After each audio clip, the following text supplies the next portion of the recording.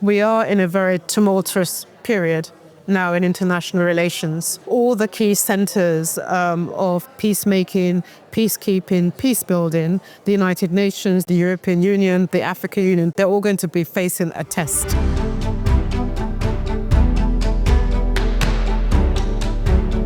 There is, uncertainty, and I also don't necessarily think that President-elect Trump has a clear sort of path in terms of how he's going to resolve a number of conflicts. What we know, certainly at least from his first time in office, is that he's not necessarily a friend of multilateral cooperation.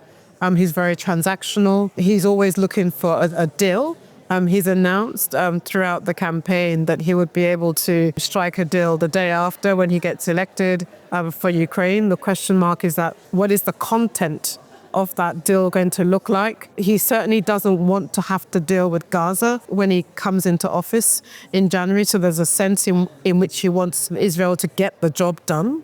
But it's also just very clear also from his first time in office that the United Nations itself is going to be on his radar in terms of not necessarily seeing it as a platform where he wants to conduct his own business. He's not necessarily a believer in allies or alliances, and I think the allies have been warned that Trump would want them to put greater money, resources on the table, and not to continue to rely on the US to be the policeman of the world.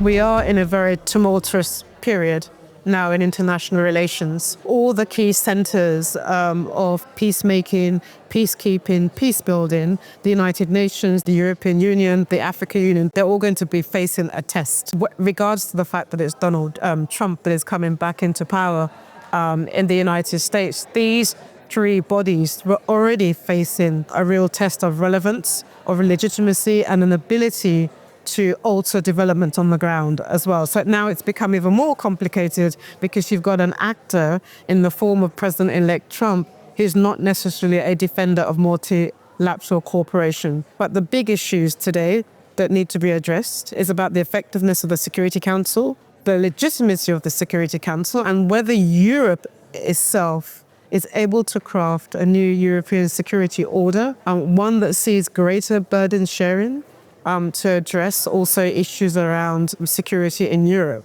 But we are also entering an age where deterrence, I think, will shape the future of multilateralism more than diplomacy, which is gradually losing its currency.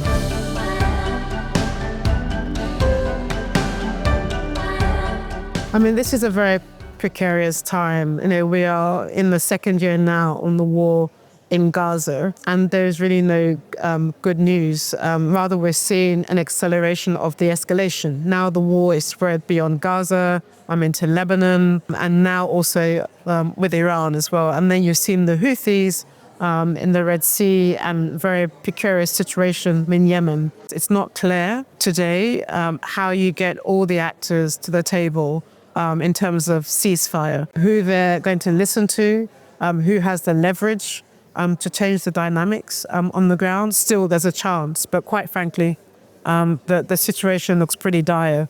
It's not clear to me how you begin to roll back the crisis in the region.